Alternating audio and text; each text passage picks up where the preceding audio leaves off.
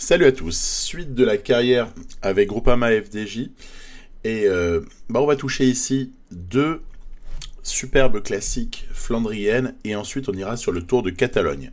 Voilà le menu de cet épisode. Alors, la première de ces deux classiques, c'est le Grand Prix de l'E3 avec une équipe autour de Stefan Kung et de Valentin Madouas. Et après, les soutiens sont solides, hein. L'adversité l'est aussi, mais il y a Stewart qui, quand il est comme ça en bonne forme, et c'est le cas, hein, puisque les pics ont été prévus pour cette période-là, Welton également, on avait déjà vu Aski à l'œuvre à l'épisode précédent, on a vu Olivier Legac également, le petit Davy qui a été ramené ici comme équipier sur ce Grand Prix de l'E3. Et on est doté d'une belle forme du jour, ce qui peut-être permet d'entrevoir une place honorifique derrière les monstres que sont Van Baarle, Wout van Aert et consorts avec Mathieu Van Der Poel, etc. etc.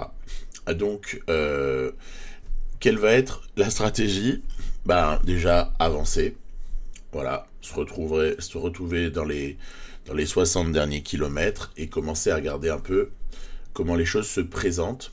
C'est assez aléatoire en termes d'attaque à tel moment pour un tel ou un autre.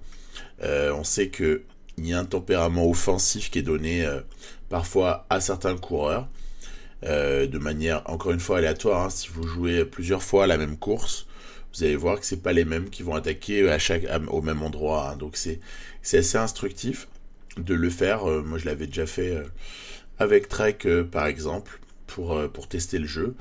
Alors, Van Der Poel est particulièrement à suivre, même si c'est Jumbo-Visma qui fait le boulot. Et attention, il y a du Soudal Quick-Step pas loin. À mon avis, il y a Kasper Asgreen qui doit tourner dans les parages. Attaque de Tige Benoît. Énorme. Alors ça, c'est malin. C'est malin de placer le Tige, parce que peut-être qu'il pourrait servir ensuite à Van Baarle ou à Wout van Aert de rampe de lancement. On est vigilant donc. Et là, je me dis, et patatras, en fait. C'était un joli coup tactique.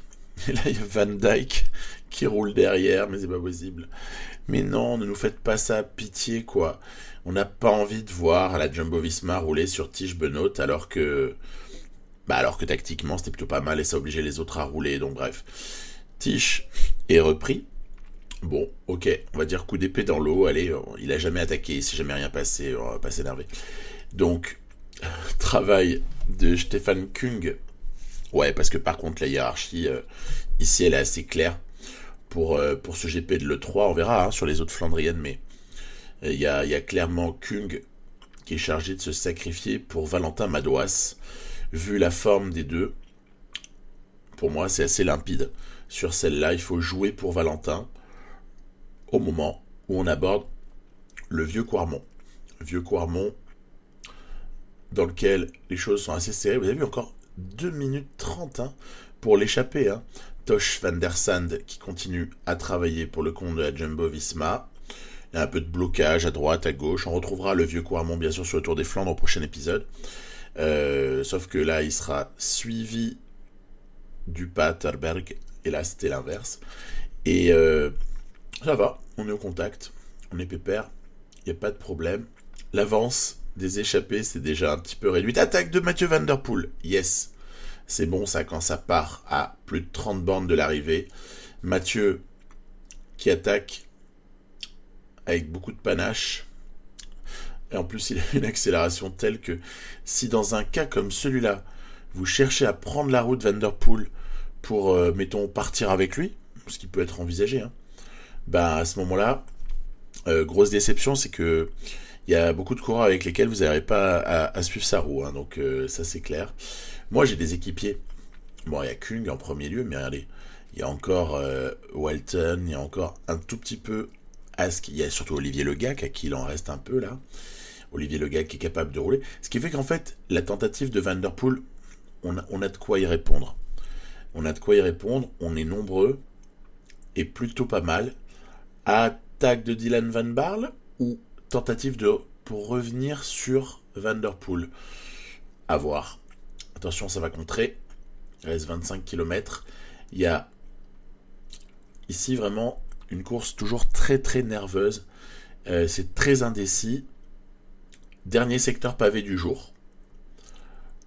Pas très difficile. Et attaque de Van Aert. Waouh. Et là, je décide de rouler. De toute façon, je n'ai pas la capacité de suivre l'attaque de Wout Van Aert, qui d'ailleurs s'envole déjà. On l'aperçoit au loin, il a déjà repris... ça y est, hop, il en a encore dépassé un. Il a plus que 2 types devant lui. Hein. C'est un monstre.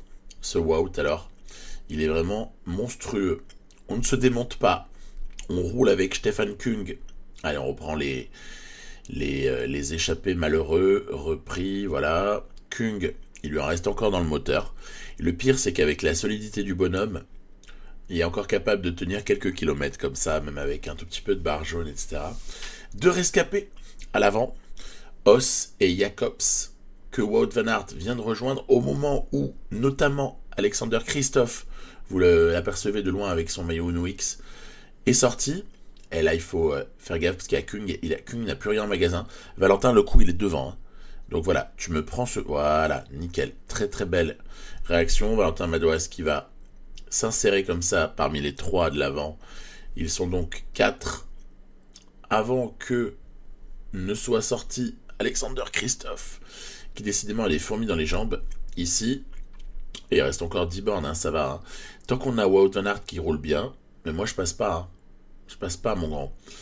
Je passe pas. Par contre, je peux tenter quelque chose. Ça, oui. Tenter, par exemple, d'aller, hop, recoller à Alexander Kristoff. Sauf que le dernier, Alexander Kristoff, ne roule pas.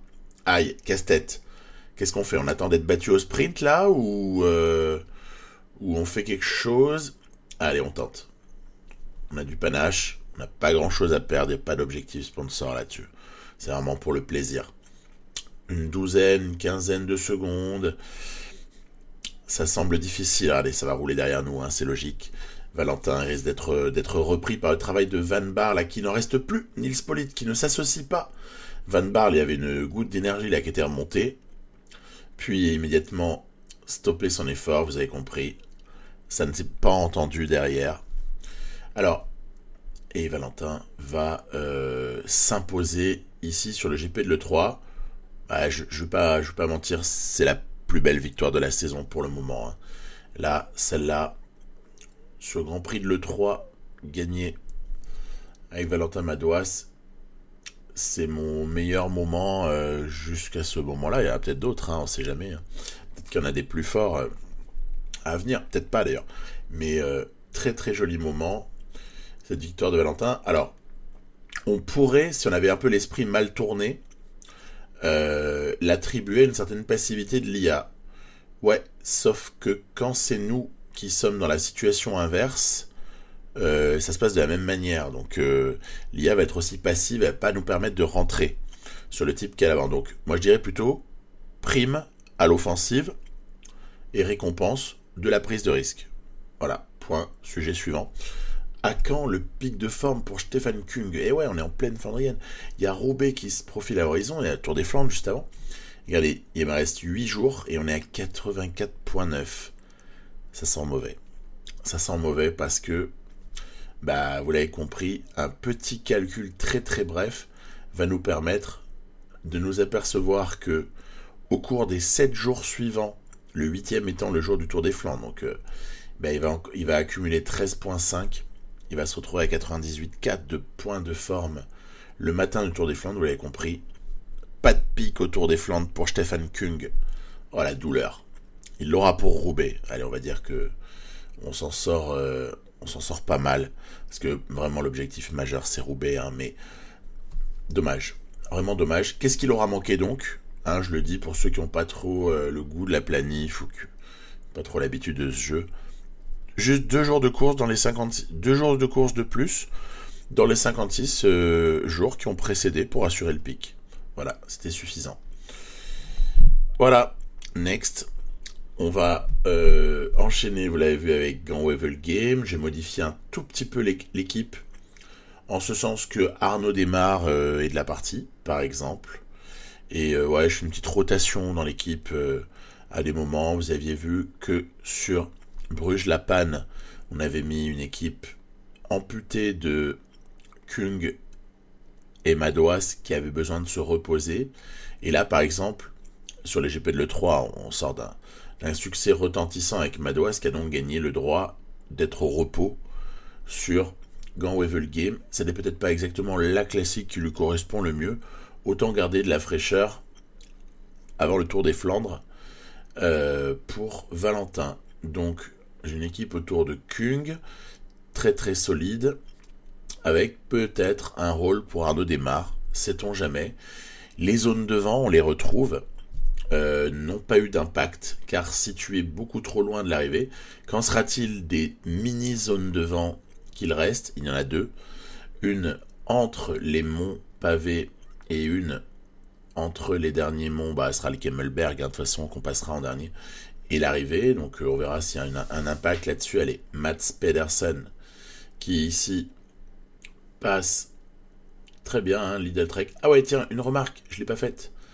Vous avez vu, j'ai changé les maillots de Trek. C'est Gaffredo, du coup, c'est déjà Lidl Trek en termes de maillot. En fait, il m'arrive un truc complètement dingo. Je ne vais pas me répandre trop, parce qu'après la course, sinon, va passer, et il y a des choses à signaler. Mais un mot très très bref pour dire que je n'y suis pour rien. C'est juste la World DB qui a mis à jour, donc c'est logique. Par contre, parallèlement à ça, je me joue le Tour de France avec Lidl Trek, enfin Trek c'est Alfredo, vous pouvez les appliquer comme vous voulez, on va dire Trek pour simplifier. Et là, impossible d'avoir le vrai maillot, enfin le nouveau maillot, donc vous l'avez compris. Le maillot que tout le monde trouve si joli, impossible de le voir avec Trek. C'est la même database. J'ai rien touché. Du coup, j'ai essayé de toucher. Il se passe rien. Bref. Là, pour le coup, ça échappe complètement à ma logique. Du coup, je me suis résigné. Je suis resté en maillot Trek Segafredo classique. Tige Benoît, Van Hooijdonk, Van Baarle, Wout Van Aert, Olaf Koy, qui sont légèrement échappés après un mont. Mais on va pas s'affoler. Voilà, on va rentrer pépère. Louis Eschi, le métronome, avec Jake Stewart aussi très précieux. Ça casse, ou ça tente de casser là. Pas parler de bordure, il y a 14 km/h de vent, c'est ridicule. Mais ouais, ça casse un peu sur les monts pavés. Puis en plus, ça n'a rien à voir avec le vent, ça a à voir avec les relances. Dès qu'on est comme ça sur un terrain vallonné, alors si en plus c'est vallonné, pavé, par moment en tout cas, ça ne fait qu'accroître ce phénomène. Allez, on est bien positionné. Dernier passage au Kemmelberg. C'est vrai que sur GameWave Game, il y a toujours un passage aller, un passage retour. Celui-là, c'est le retour. Et on bascule plutôt pas mal.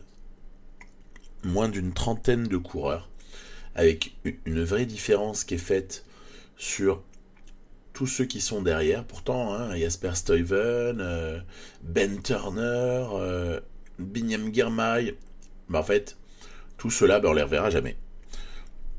Alors, Boivin et Lampart, Maxwell Scheid, Connor Swift et la famille, Rasmus Tiller, machin, allez, adios, amigos. Les gars, il n'y a plus rien pour vous, malheureusement. Et nous, on va essayer d'emmener, peut-être partir à un moment donné, non? On va tenter le coup. Il y a 25 coureurs, il y a bien moyen de trouver une faille, peut-être.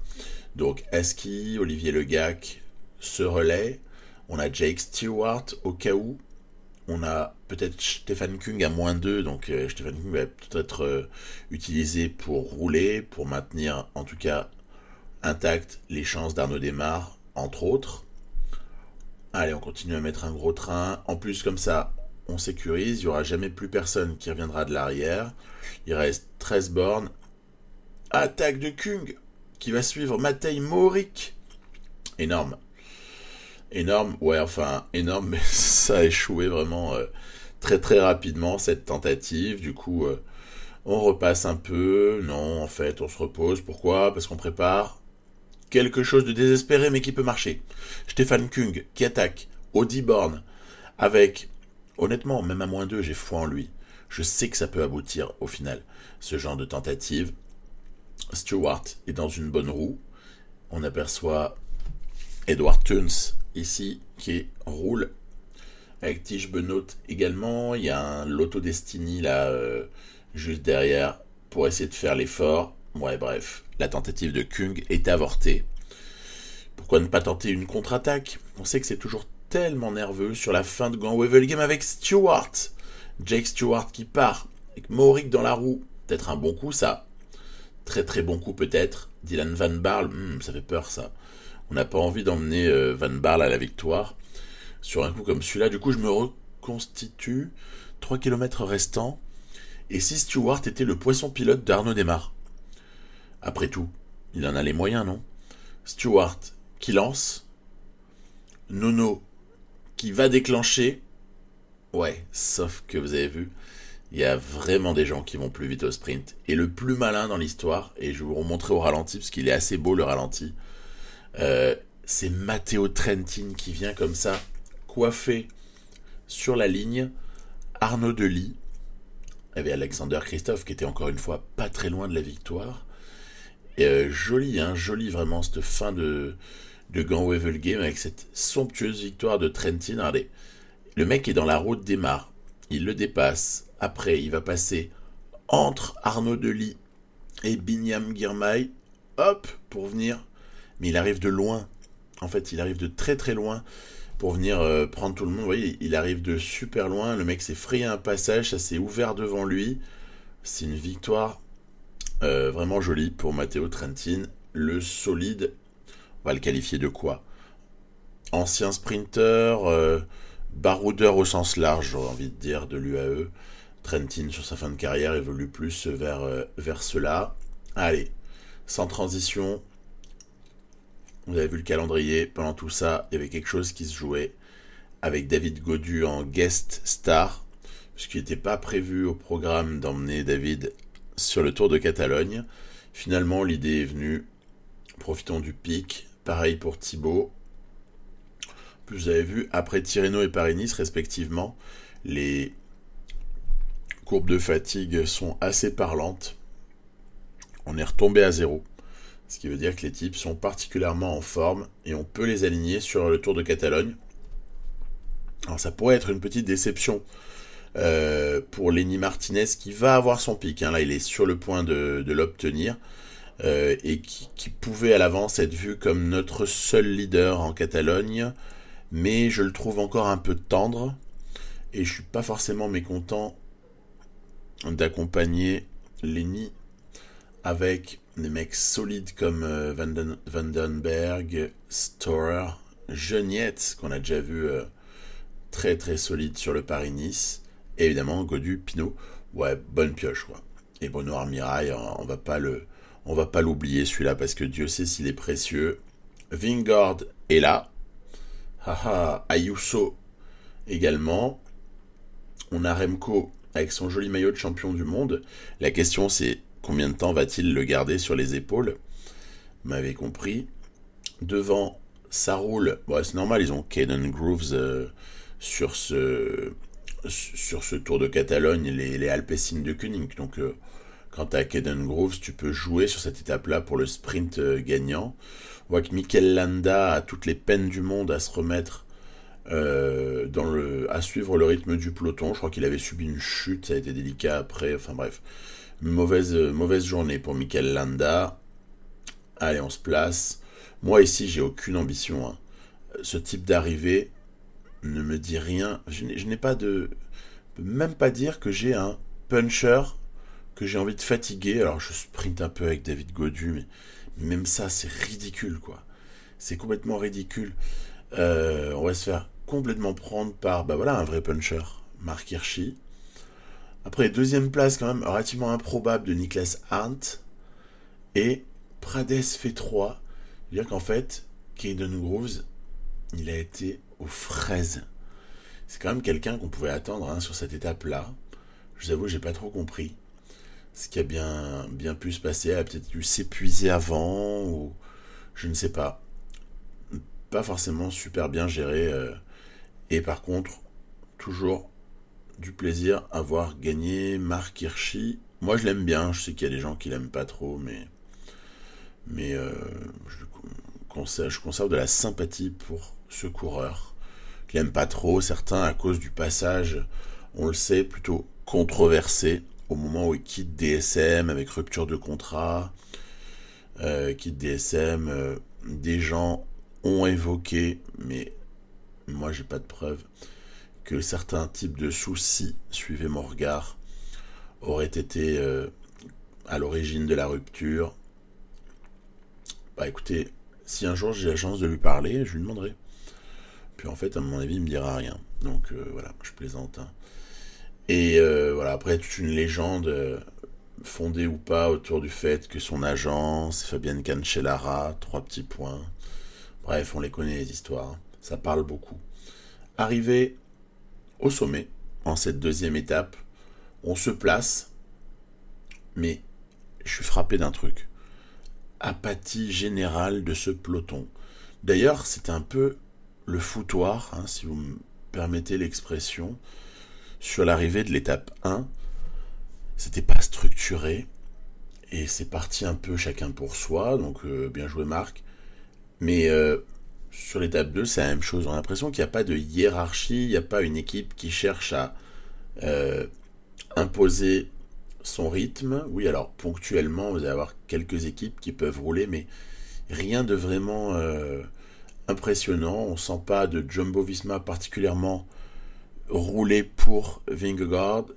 On sent pas à tout moment les Soudal Quick-Step très motivés pour Remco. Donc c'est un peu étrange. Des fois, il y a Ineos comme ça, voilà, qui passe devant. On sait qu'ils ont par exemple Oscar Rodriguez qui pourrait faire le job en fait au général. Sur celle-là, moi je me suis laissé un peu descendre. En fait, il n'y a pas d'impact particulier, ça n'avance pas, il se passe rien. Il n'y a plus d'échappée, elle a été reprise. Ah voilà, regardez Soudal Quick-Step maintenant aux commandes. Alors après, il y a du vent. Mais bon, je pense pas que ça ait grand chose à voir. Moi je vous dis, on s'est vraiment permis de traîner à la fin, vous verrez où on terminera. C'est la question. Hein. Est-on parti de trop loin ou pas? On va voir ça dans quelques secondes. Lenny Martinez, mieux placé par contre. Lui, voilà, j'ai voulu le placer un peu. Puis Gaudu entame sa remontée. Allez, c'est parti mon David. Marc Hirschi encore super bien placé. Peut-être conserver son maillot de leader, qui sait. Et puis, que va-t-il se passer? Est-ce que l'un des cadors va tenter sa chance? Pogacar n'est pas là, hein. Je préfère le préciser. Bah, personne tente sa chance. Bon, allez. Mais il y en a un quand même qui va sortir. C'est Remco. Le mec sort comme une balle dans le dernier kilomètre hein, de montée. Après, il y a un joli pourcentage. Hein, on n'est pas trop loin des 10%. David Gaudu vient comme ça prendre une deuxième place, mais avec déjà pas mal de temps perdu. Hein. Tour de Catalogne, des fois, se joue avec de faibles écarts au général. Donc déjà, manger une trentaine de secondes dès l'étape 2, c'est pas bien hein, si on veut gagner. Après moi j'y vais un peu sans pression et à la fois envie de bien faire. Donc je suis un peu déçu. On n'a pas été bon sur cette montée. Je suis même pas certain que le placement ait joué d'une quelconque façon. Je crois juste que quand Remco décide d'accélérer, voire Tirreno précédent, Remco accélère et puis en fait il n'y a personne qui suit. Voilà. Tout simplement. 29 secondes, voilà, on a pris. Donc il y a une bonif sûrement. Ça va faire 33 de retard pour David Gaudu. Derrière Simon Yates. C'est pas Oscar Rodriguez. Je me suis cru, je sais pas combien d'années en arrière. C'est Carlos Rodriguez. Juan P. Lopez, etc., etc. Ok. Étape 3, arrivée à La Molina. Alors, on a l'habitude de cette étape, hein. Elle nous parle, hein, sur PCM notamment. On retrouve souvent une arrivée à La Molina, hein, sur le Tour de Catalogne. David Gaudu a un maillot distinctif. C'est le classement par points, hein, tout bêtement, hein, c'est logique. Sur ce coup-là, ça part en échappée, pas grand-chose à signaler. Si ce n'est que on va se retrouver bien plus loin, toujours dans l'apathie générale, et j'en ai marre. En fait, j'en ai marre de cette apathie. Ça me saoule de ne rien faire. En même temps, je sais très bien que si je roule avec mes équipiers, laisse tomber. Donc, dans ces cas-là, bah, j'ai envie que ça roule, j'ai envie que les Soudal Quick-Step se bougent un peu, j'ai envie que les Jumbo-Visma sortent de leur tanière, j'ai envie qu'Ineos prennent des risques. J'envoie Michael Storer à l'avant. Michael Storer qui va super facilement rejoindre l'échappée. Il va faire une tentative pour tout de suite éliminer tout un tas de gens qui sont pas capables de suivre, tout simplement, ce qui fait qu'on va se retrouver très rapidement à 6. Yannis Aguirre, Michael Biscarin, Michael Cherel, et puis on a Simon Guglielmi. Voilà, le plateau. Je connais pas bien l'Australien qui reste. Voilà. Donc, à partir de là, Storer fait le boulot. Il fait le boulot. Vous avez vu l'écart avec le peloton ? 6 minutes.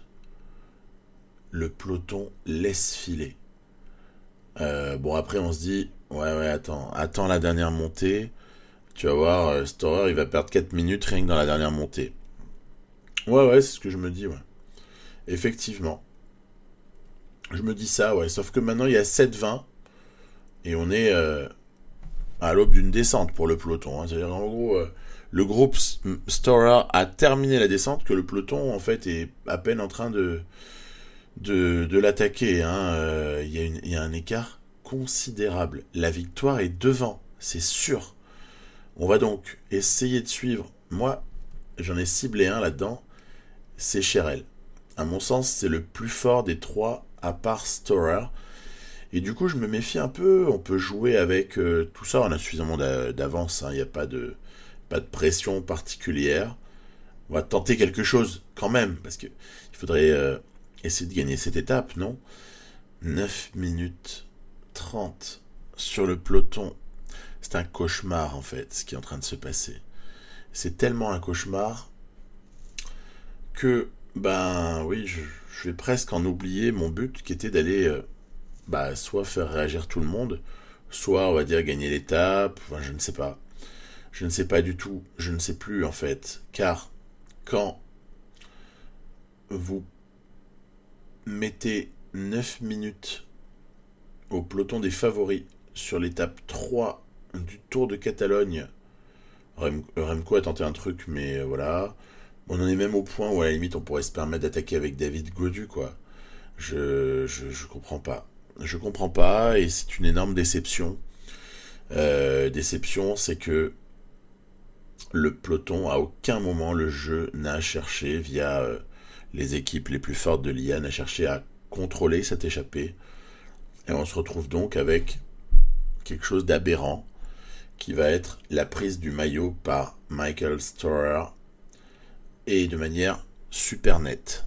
Hein, ce qui va se produire. Alors, Remco a beau produire un dernier effort pour couper la ligne en même temps que certains coureurs qui s'étaient fait immédiatement éliminer par Storer quand il avait attaqué. David Gaudu termine dans la roue de Remco. Il n'y a probablement pas de temps perdu. Tout le monde termine pépère, en fait. C'était le jour de repos pour le peloton. Alors Michael Cherel, lui, il en a bien profité, et bravo. Il a été super fort là sur l'accélération finale pour aller chercher très facilement cette victoire. Moi, j'ai pas réussi à exister avec Michael Storer, mais l'impact, il va être au général. 7,59 pour Remco.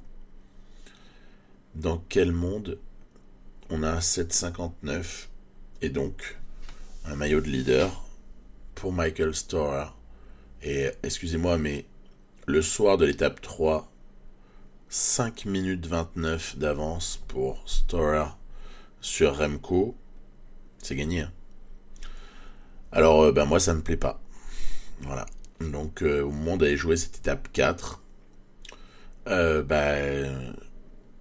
me suis dit qu'on allait aller regarder ce qui restait comme difficulté. Donc, la 4 n'en présente pas. La 5, allez, il y a peut-être cette montée là qui peut être sympa. Il y a terrain un peu vallonné sur la 6 et carrément vallonné sur la fin de l'étape 7. Avec donc cette étape 5 sur laquelle forcément une idée germe dans ma tête. c'est qu'à aucun moment j'ai envie d'aller chercher le Tour de Catalogne de cette manière-là, parce que pour moi il s'agit d'une erreur flagrante du jeu. Pour moi, le classement général, c'est le classement lorsqu'on retire Michael Storer ou qu'on le fait faire perdre 20 places, que sais-je. Voilà, on sait donc ce qu'on a à faire. Il va falloir réparer l'erreur du jeu.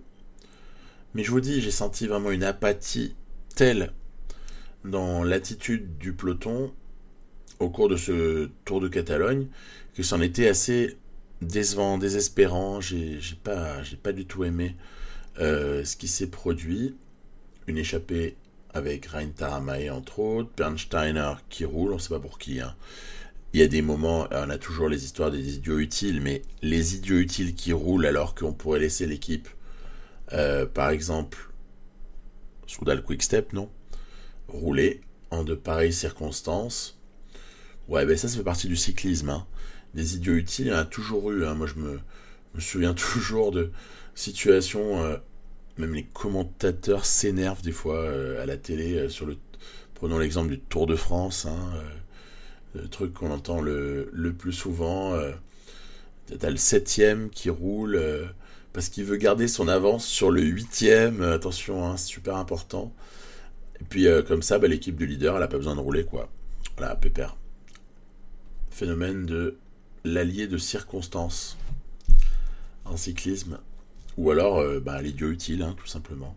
Donc ça, bah oui, ça fait partie du jeu. Alors le retrouver sur PCM quelque part, bien joué. Réaliste. Remco, regardez-moi-le, on dirait Primoz Roglic, quoi. Tellement le mec participe à tous les sprints sur PCM à l'arrivée à l'Ekaden Grooves. Oh là là là là.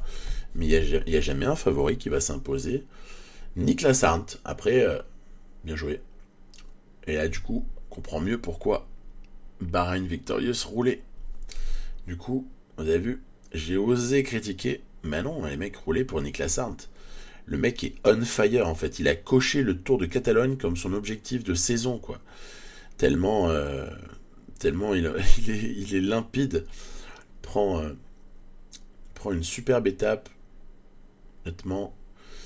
Et puis là, bah voilà, il va falloir faire le boulot. Donc, à grand regret, je vous annonce que sur la prochaine étape, je vais relever cette horreur. Quand même, je ne vais pas me priver d'un équipier, non sans lui avoir fait faire son travail. Hein, donc on va essayer de lâcher ce maillot volontairement. Ça fait un peu mal en fait d'être obligé de faire ça. Pas aimé. J'ai pas aimé du tout. J'aurais aimé me battre, quitte à finir je ne sais pas à quelle place, peu importe en vérité, mais me battre avec une adversité, avec beaucoup de difficultés. Bref. Voilà, donc on va vivoter là comme ça sur 90% de l'étape. Puis après on va voir un peu ce que ça donne dans la dernière montée, parce que j'ai quand même toujours pas abandonné l'idée de reprendre du temps à Remco, de le faire craquer un peu, et de prendre du temps avec David Gaudu. Hein. Donc c'est assez confiant en fait hein, que j'aborde cette étape, confiant pour Gaudu. Et puis après, bientôt on va mettre en route. Hein. On va essayer de se comporter de manière ambitieuse. Attaque de Remco Evenepoel. On voit que Jane Lee a pris plus ou moins la même stratégie. Attaque à 8 km du sommet, à peu près. Il me reste pas mal d'équipiers à faire rouler. Genietz qui protège. Ouais, du coup, je me dis, oh, Michael Storer, vas-y à toi, mon grand. Bruno Armirail prendra le suivant.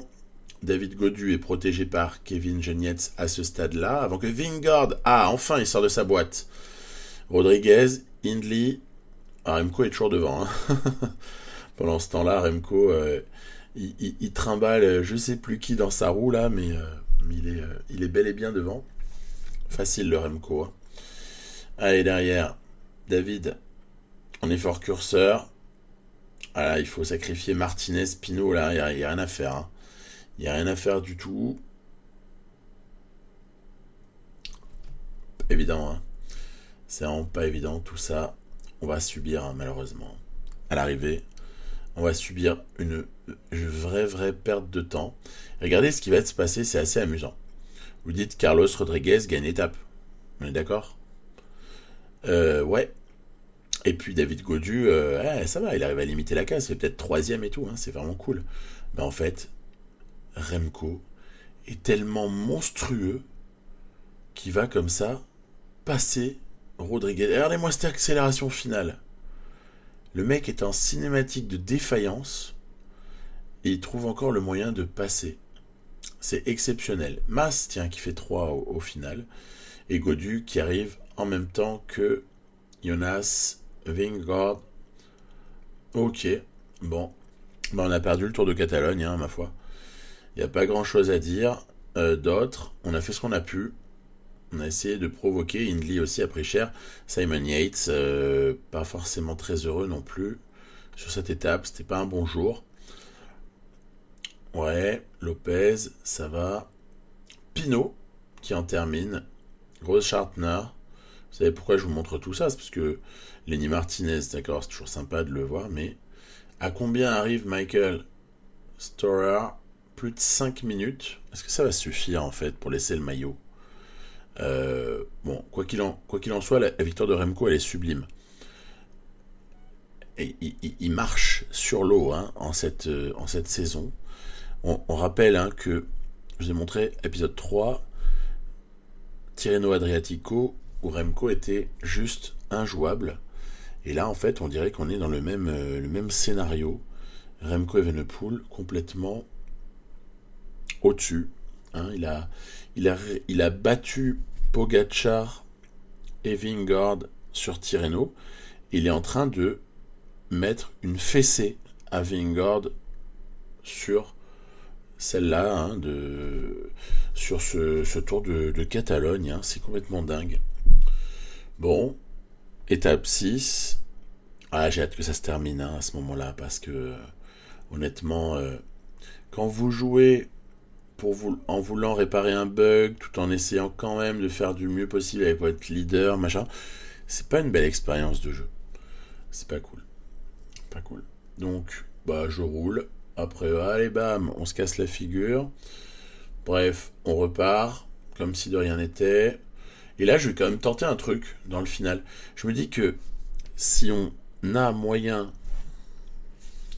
de tester Remco Evenepoel pour essayer de lui reprendre du temps, il faut le faire. Il faut vraiment le faire. Et donc, je roule à blinde. Alors, on a vu que j'ai déjà épuisé certains coéquipiers de Gaudu. Là, c'est Michael Storer qui roule carrément effort curseur 90. Donc, c'est extrêmement intense. C'est même trop, hein. Normalement, ce serait plutôt du 88. Après, je relèverai Michael Storer. Comme ça, l'histoire, elle est réglée et on n'en parle plus. Lenny Martinez va s'employer avec Thibaut Pinot, qui sera peut-être la dernière rampe de lancement de David Gaudu. Allez, là, franchement, on soumet le peloton à rude épreuve. Hein. À tel point que ça a un peu cassé. Enfin, en tout cas, c'est en train de le faire. Même Vingegaard a du mal. Derrière, vous voyez, Landa, Martinez, Evenepoel même se permettent de traîner. Allez, attaque de David, c'est parti. Oh, tiens, réponse de Vingegaard. Amusant, ça. Amusant. Donc, David Gaudu, hein, mission, mon grand, prendre du temps à Remco et aux autres. Ouais, sauf que, regardez, on va se faire reprendre, malheureusement, trop rapidement. Vingegaard s'était déjà fait reprendre. Et après, David Gaudu repris. Bon, on a compris qu'on ne partira plus. On ne partira plus. Et en cette fin d'étape, vous voyez que c'est très très nerveux. La victoire est peut-être dans l'échappée, non? L'échappée. Je suis bête.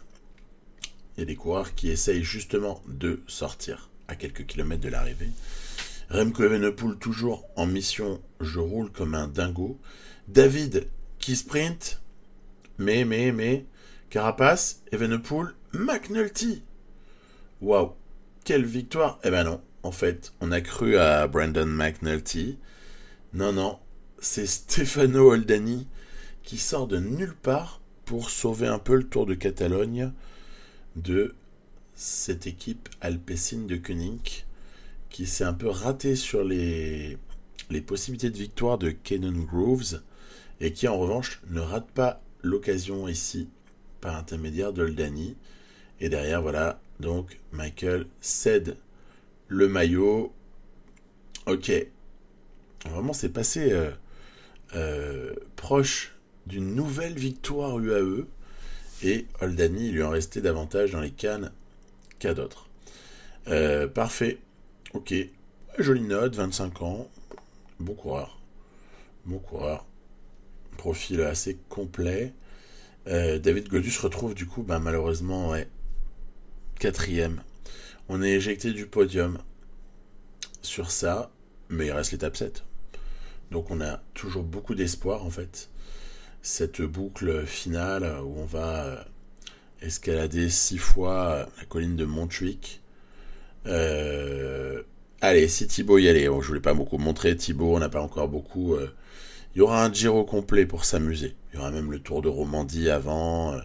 Thibaut Pinot, c'est pas demain la veille qu'on va arrêter de se faire plaisir avec lui. Hein.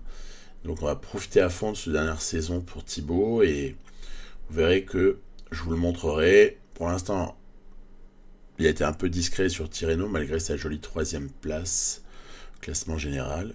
Et là, sur ce Tour de Catalogne, il a été très très discret. Ce qui fait que on fait quelque chose sur cette étape-là. Je ne sais pas si le maillot de la montagne est accessible, mais en tout cas, l'IA, elle a considéré qu'il fallait se battre bec et ongle. Vous savez, il y a toujours le phénomène des sprints là, abusifs. Vous avez toujours des types qui jouent leur vie pour quelques points, alors qu'en fait c'est terminé. Hein. C'est terminé, du coup ça épuise tout le monde, et au lieu d'une bonne entente dans l'échappée qui permettrait peut-être d'aller au bout hein, et de se décider la victoire entre rescapés, il y a les 2 Arkea là par exemple qui sont complètement dans un délire là d'attaque, il y a aussi Adria, enfin bref. Ok, c'est comme ça que se passent les choses. Thibaut est fort, hein. Thibaut à plus 3, honnêtement, c'est très très bon. Hein. Il y a juste le pourcentage de forme là qui est dû un peu à une certaine... non, c'est pas une fatigue. C'est tout simplement au fait que je l'ai reposé une semaine après Tirreno. Du coup, le gars fait un peu tomber sa forme. C'est logique, hein. C'est logique. Waouh, attaque d'Elie Gébert. Obligé de répliquer, mais doucement. Mais quand même, après, à mon avis, il ne lui en reste plus énorme. Hein. Bon, pour l'instant, je vous montre rien, mais j'essaie de maintenir par séquence David Gaudu dans le coup pour peut-être faire un putsch final sur ce Tour de Catalogne. Maxime Bouet, qui assez sympa d'attaquer derrière un équipier, j'adore. C'est vraiment... c'est magique. Il nous l'a fait à la Jumbo-Visma tout puissant qui perd finalement l'étape face à Pogacar, quoi. Genre j'ai Van Aert à l'avant, je roule derrière comme un dingo. Après, tactiquement, c'est beau hein, d'aller retrouver le type à l'avant. Mais là, l'attaque de Bouet, alors qu'il y a Gébert qui a quelques secondes d'avance, franchement, c'est pitoyable. Allez, Thibaut. Allez, mon Thibaut, tu peux le faire, même à 1 contre 2. Ah, oups. On a peut-être oublié un détail, non, n'est-ce pas? C'est le retour des favoris qui vont comme ça avaler les pauvres échappés de manière, clinique. Il reste plus grand chose, hein. Il reste un passage au sommet et derrière la descente vers la fin. Allez David, attaque, mon grand. Peut-être moyen de faire quelque chose ici. J'essaie de me déporter sur la gauche de la route pour tenter d'échapper à la surveillance de Dan Martinez et Remco Evenepoel. Sauf que ces deux-là aujourd'hui sont beaucoup plus forts que tout le monde. On va s'en rendre compte juste après. Juste après, on va le réaliser. Bon, il y aura donc un sprint à 3, on a compris. Et puis, qu'est-ce qui va se passer sur ce sprint? Déjà, moi, je lance beaucoup trop tard. Je pense qu'il fallait pas hésiter à faire du sprint toute la descente. Bon, ça, ok, c'est du PCM, ok, classique. Dan Martinez qui était après Remco toujours avec une accélération de dingo.